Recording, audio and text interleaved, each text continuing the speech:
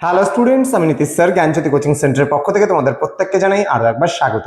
তো স্টুডেন্টস, আজকে আমি তোমাদের সঙ্গে আলোচনা করব সিইউসিসিএফ ক্যালকাটা ইউনিভার্সিটির অধীনস্থ যে সমস্ত ছাত্রছাত্রীরা বিভিন্ন কলেজগুলোতে ফোর্থ সেমিস্টারে পড়াশোনা করছো, তোমরা ডিএসসিসি 5 হিসাবে রেখেছো হিস্ট্রি, তাদের জন্য আজকের এই ক্লাসটি ভীষণ গুরুত্বপূর্ণ। তার কারণ আজকে আমি তোমাদের সঙ্গে আলোচনা করব সাহিত্য থেকে আদি মধ্যযুগ সম্পর্কে কি জানা যায়, এই বিষয়ে কিন্তু আজকে আলোচনা হবে। তো যারা ফার্স্ট টাইম আমাদের ইউটিউব চ্যানেল ভিডিওটি দেখছো, তারা অবশ্যই চ্যানেলটিকে সাবস্ক্রাইব করে পাশে থাকা বেল আইকন অল প্রেস করে দেবে, যাতে নেক্সট টাইম থেকে কোনো ভিডিও আপলোড করলে তার নোটিফিকেশনটা তুমি সবার আগে পেতে পারো। এছাড়া যারা ভাবছো যে অনলাইনে আমাদের কোর্স জয়েন করবে, তারা অবশ্যই যোগাযোগ করতে পারো আমাদের অফিসিয়াল নাম্বার 7076398606 নাম্বারে অথবা 6295916282 নাম্বারে। তোমাদের টোটাল কোর্স ফি রয়েছে পুরো semester all subject course fee 1199 rupees, কিন্তু আমরা কিন্তু এখন অফারে দিচ্ছি পুরোপুরি 50% ডিসকাউন্টে তুমি ইতিহাস বিষয়টা পড়তে পারো আমাদের কাছে।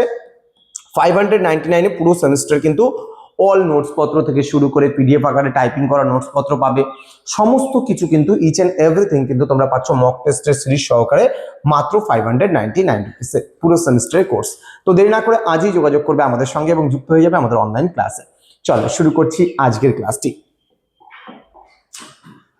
তো কি বলেছে যে সাহিত্য থেকে আদি মধ্যযুগ সম্পর্কে আমরা কি জানতে পারি। পটভূমি এবং সময়কালের কথা যদি বলি, খ্রিস্টীয় সপ্তম থেকে দ্বাদশ শতক পর্যন্ত কিন্তু ভারতবর্ষের কথা যদি বলি, এই সময়কালটা ছিল কিন্তু আদি মধ্যযুগ। এবং যদি আমরা বাংলার কথা বলি, তাহলে দ্বাদশ শতক থেকে চতুর্দশ শতকের মধ্যভাগ পর্যন্ত কিন্তু আদি মধ্যযুগটা কিন্তু ছিল। এবার উপাদান হিসাবে সাহিত্যের গুরুত্বটা কি রয়েছে। সাহিত্যিক উপাদান মানে হচ্ছে লিখিত উপাদান, যেগুলো পুস্তক আকারে বা লিখিত আকারে পাওয়া গেছে তাকে আমরা বলি সাহিত্যিক উপাদান। এবং এই সমস্ত উপাদান থেকে আমরা ইতিহাসের কোন কোন বিষয়গুলো আদি মধ্যযুগে জানতে পারি। প্রথমে বলছে ঐতিহাসিক দলিল। আদি মধ্যযুগের ক্রান্তিকালে একক কেন্দ্রীয় শক্তি কিন্তু ছিল না। সমসাময়িক সাহিত্যিক উৎসগুলি তৎকালীন রাজনৈতিক, সামাজিক এবং অর্থনৈতিক জীবনের কিন্তু এক প্রাণবন্ত চিত্র প্রদান করে। নেক্সট, রাজনৈতিক সংকট, যুদ্ধ বিগ্রহ, রাজবংশের উত্থান পতন এবং আঞ্চলিক শক্তির লড়াইয়ের বিশদ বর্ণনা এই যুগের সাহিত্যকর্মে নিপুণভাবে ফুটে উঠেছে, যা ইতিহাসের অন্যতম প্রধান উৎস হিসেবে বিবেচিত হয়। ওকে, এবার একটা রাজনৈতিক অস্থিরতার সৃষ্টি হয়েছিল। রাজনৈতিক অস্থিরতা সম্পর্কে যদি জানতে যাই, আমরা কলহনের রাজতরঙ্গিনী, কাশ্মীরের ইতিহাস জানতে পারি, সন্ধ্যাকর রামচরিত গ্রন্থ এবং চাঁদ বরদইয়ের পৃথ্বীরাজ রস যে গ্রন্থগুলি রয়েছে, সেখান থেকে কিন্তু আমরা রাজনৈতিক সংকটের কিন্তু কথা জানতে পারি। এছাড়া এই গ্রন্থগুলো তৎকালীন ভারতের আঞ্চলিক রাজবংশের কিন্তু উত্থান এবং যুদ্ধের কিন্তু জীবন্ত বর্ণনা কিন্তু এতে রয়েছে। ওকে, এবার কৈবর্ত বিদ্রোহের প্রসঙ্গে চলে আসি, যেখানে 11 শতকের বিদ্রোহ বা একাদশ শতকের বিদ্রোহ কিন্তু ছিল এই কৈবর্ত বিদ্রোহ।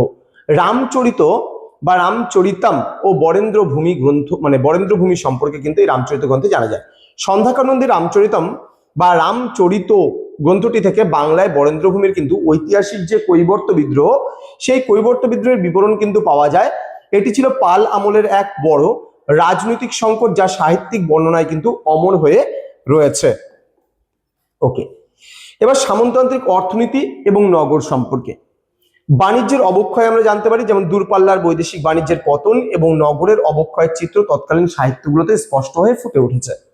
গ্রামীণ কৃষিজ ব্যবস্থা সম্পর্কে জানতে পারি, যেমন একটি স্বয়ংসম্পূর্ণ গ্রামীণ কৃষি অর্থনীতি গড়ে উঠেছিল, যা অগ্রহার ব্যবস্থার উপর ভিত্তি করে কিন্তু চলতো। এবং সামন্ত প্রভুর শোষণের কথা যদি বলি, সামন্ত প্রভুর অত্যাচার এবং সাধারণ কৃষকদের শোষণের কাহিনী কিন্তু সমকালীন গল্প এবং কাব্যগুলোতে ফুটে উঠেছে। সামাজিক রূপান্তর এবং বৈষম্য, এখানে আমরা জাতিভেদ প্রথার কথা বলবো। সাহিত্যে বর্ণাশ্রম এবং জাতিভেদ প্রথার কঠোরতা বৃদ্ধি পায়, যা স্মার্ত পণ্ডিতদের কিন্তু বিধানে স্পষ্ট হয়ে রয়েছে। নারী অধিকারের প্রসঙ্গ, জিমুত বাহনের দায়ভাগ থেকে নারীদের অধিকার হরণ এবং সতীদাহ প্রথার বিস্তার সম্পর্কে আমরা জানতে পারি। অস্পৃশ্যতা কি বলেছে, সামাজিক কাঠামোর মধ্যে অস্পৃশ্যতার রূপরেখা এই যুগের আইনি সাহিত্যগুলোতে বিধিবদ্ধ হতে কিন্তু দেখা যায়। এবার লৌকিক আচার। লৌকিক আচারের মধ্যে কি রয়েছে, বৈষম্যের পাশাপাশি ব্রত এবং উৎসবের মাধ্যমে সাধারণ মানুষের মেলবন্ধনের চিত্রও কিন্তু এখানে পাওয়া যায়। এবার চর্যাপদ, সাধারণ মানুষের জীবন সম্পর্কে, যেমন আদি নিদর্শনের কথা যদি বলতে চাই, বাংলা ভাষার আদি নিদর্শন যেমন চর্যাপদ থেকে বৌদ্ধ সিদ্ধচার্যদের গোপন সাধনার পাশাপাশি সাধারণ মানুষের দৈনন্দিন জীবনের চিত্র কিন্তু এখানে মেলে। এছাড়া তাঁত বোনা, নৌকা চালানো বা দারিদ্র্যের মতো মানবিক আবেগগুলো কিন্তু এখানে প্রাণবন্ত হয়ে কিন্তু উঠছে। ক্লিয়ার? ওকে, এবার কিছু গুরুত্বপূর্ণ সাহিত্য এবং তাদের যে রচয়িতা তাদের নাম সম্পর্কে একটু জেনে নেব। যেমন রাজতরঙ্গিনী লিখেছে কলহন, যেখান থেকে আমরা কাশ্মীরের রাজনৈতিক ইতিহাস জানতে পারি। রামচরিত বা রামচরিতম গ্রন্থ সন্ধ্যাকর নন্দী রচিত, পাল রাজবংশ এবং কৈবর্ত বিদ্রোহের পরিচয় আমরা পাই। এছাড়া দায়বাগ রয়েছে, গ্রন্থটির নাম জিমুদ্বাহন রচিত, উত্তরাধিকার আইন এবং সামাজিক বিধান সম্পর্কে আমরা জানতে পারি। দেন শূন্য পুরাণ রয়েছে, রামাই পণ্ডিতের রচিত, ধর্মীয় সমন্বয় এবং তুর্কি আক্রমণের প্রভাব সম্পর্কে আমরা এই গ্রন্থ থেকে কিন্তু স্পষ্ট জানতে পারি। এবার পরিবর্তনের ঐতিহাসিক দলিল, এই গ্রন্থগুলো আদি মধ্যযুগের সাহিত্য কেবল রাজা বাদশাদের কিন্তু স্তুতিবাচক বিবরণেই কিন্তু নয়, বরং তা ছিল এক বড় রাজনৈতিক এবং সাংস্কৃতিক পরিবর্তনের দলিল, যা অন্ধকারাচ্ছন্ন যুগের কিন্তু পুনর্গঠনে যথেষ্ট সহায়ক করেছিল। তো এই ছিল আজকে তোমাদের ক্লাস, যেখানে সাহিত্য থেকে কি করে আমরা আদি মধ্যযুগের ইতিহাস জানতে পারি সেই নিয়ে সংক্ষিপ্ত আলোচনা করলাম তোমাদের সঙ্গে। তোমরা এটা নোটস আকারে পেয়ে যাবে আমাদের যে পিস্টিকল এডুকেশন প্রাইভেট লিমিটেড বলে, পিস্টিকল এডুকেশন বলে প্লে স্টোরে অ্যাপ রয়েছে, পিস্টিকল এডুকেশন বলে এই অ্যাপটা তোমরা ইনস্টল করে নাও, সেখান থেকেও কিন্তু আমাদের বিভিন্ন কোর্সগুলো তোমরা পেয়ে যাবে। দেখা হচ্ছে খুব তাড়াতাড়ি আরো একটা নতুন ক্লাস নিয়ে তোমাদের সঙ্গে। তোমরা প্রত্যেকেই ভালো থেকো, সুস্থ থেকো। Thank you so much, thanks for watching after all, thank you.